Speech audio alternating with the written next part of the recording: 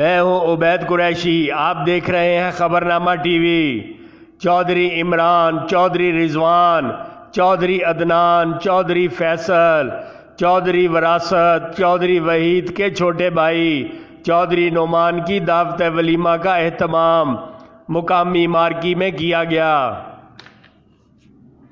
तकरीब में PWD society के सदर चौधरी आसिफ रिशाद, नायब सदर मलक अदनान ज़हूर, मेंबर राजा आसिफ, राजा सफ़ीर मुल्तान खान, नजफ शाह, मलक हसरत आवान, साबिक UC चेयरमैन मलक इखलाक अहमद आवान, हरन महरा से चौधरी गुलसराज, चौधरी जहांगीर, मसूद चौहान, दरवाला से चौधरी जाबर, राजा उमर खालिद एडवोकेट, भिंडर से चौधरी अदनान, चौधरी तौकीर, चौधरी शहबाज, राजा शहराज, राजा जुनेद, राजा उमैर, राजा आतिफ, चौधरी यासर, राजा दानिश, राजा उस्मान, राजा जहांगीर समेत सियासी व समाजी शख्सियात, जिनाह गार्डन के डीलर्स, दोस्त अहबाब और अजीज़ों कारब ने बड़ी तादाद में शिरकत की।